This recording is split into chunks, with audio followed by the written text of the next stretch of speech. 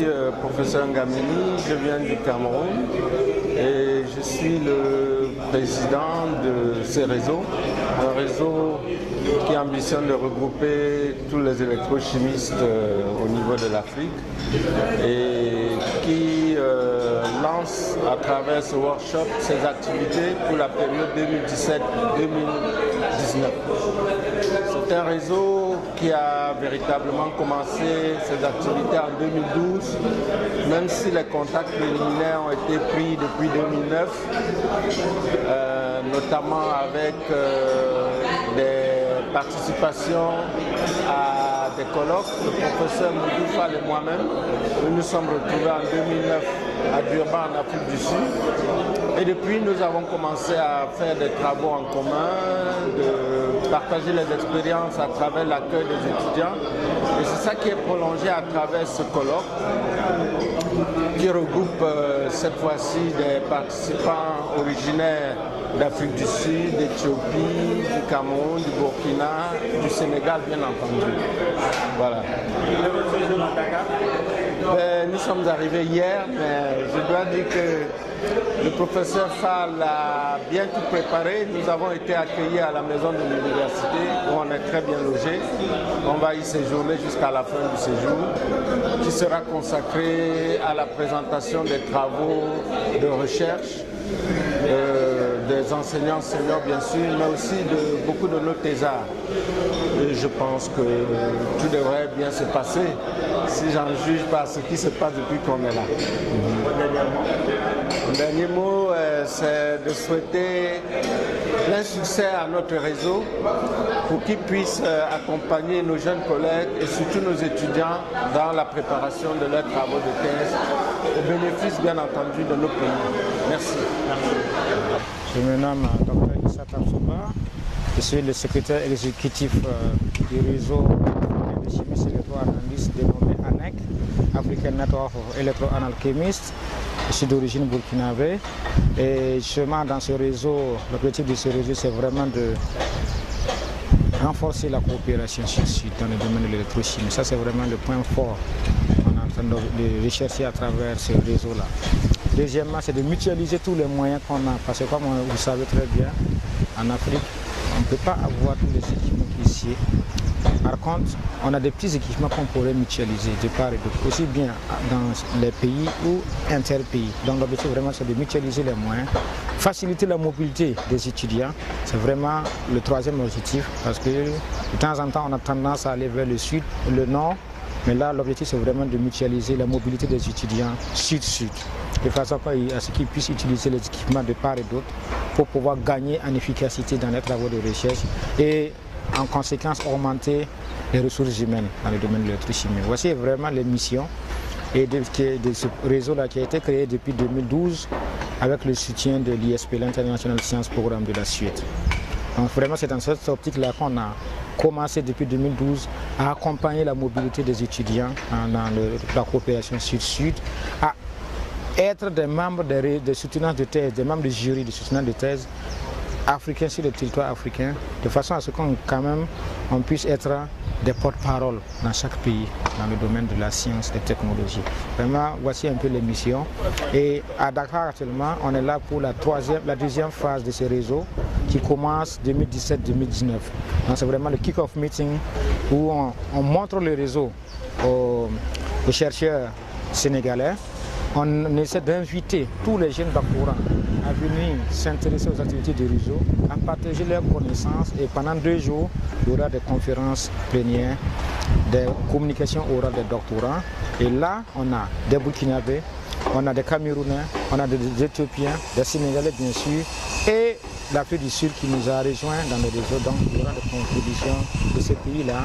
Et l'idée derrière, c'est vraiment d'aller vers la synergie de différents acteurs scientifiques dans le domaine de l'électrochimie pour qu'on gagne en efficacité. L'électrochimie, comme vous le savez très bien, la chimie est large. L'avantage de l'électrochimie, c'est qu'on n'a pas besoin d'équipements très lourds.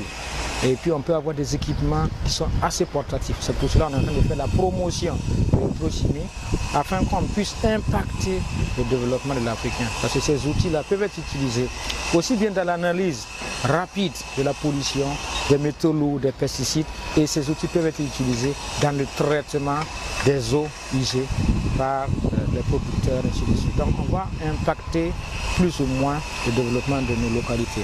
Voici un peu l'objectif de la mission. Oui, je suis professeur Modou Fall, professeur de chimie à l'université Cheikh Anta Diop de Dakar. J'organise un workshop avec le réseau africain d'électrochimie dont je suis le vice-président et point focal en Afrique de l'Ouest. Merci. Parlez-nous un peu du réseau. Alors, le réseau est structuré autour de plusieurs enseignants-chercheurs en chimie, particulièrement en électrochimie. Et il y a donc des membres du réseau qui proviennent du Burkina Faso, qui proviennent du Cameroun, d'Afrique du Sud, d'Éthiopie, etc. Dans le cadre de ce workshop, sont représentés des chimistes en provenance d'Afrique du Sud, d'Éthiopie, du Burkina Faso et du Cameroun. Malheureusement, les représentants de la Tunisie, du Kenya et du Maroc n'ont pas pu assister à cet événement. Le réseau a été créé il y a quelques années au Maroc, lorsque nous avons assisté à une conférence organisée par l'Association marocaine de chimie analytique pour le développement durable.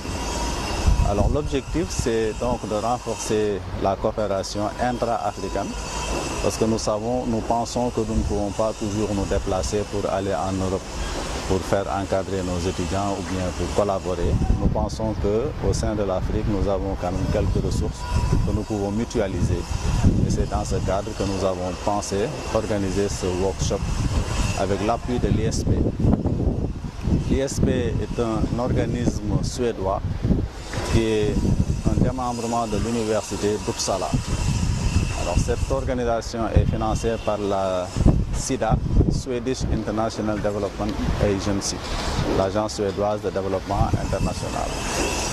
Alors malheureusement, cet organisme fonctionne de façon particulière. Je voudrais dire que cet organisme, je comprends par cet organisme l'ISP. L'ISP, et comme son financier qui est le SIDA, fonctionne de manière particulière en ce sens que ces organismes financent des structures de recherche, mais également des réseaux. Donc il ne s'agit pas de faire des appels à candidature ou de faire des candidatures spontanées.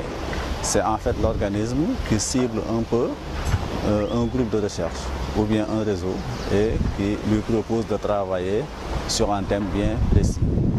Alors la politique de l'ISP n'est pas d'accueillir n'importe quel pays, puisque au niveau du SIDA, c'est la coopération suédoise qui a sélectionné 12 pays africains qui, pour elle, sont les pays africains prioritaires et qui méritent d'être soutenus.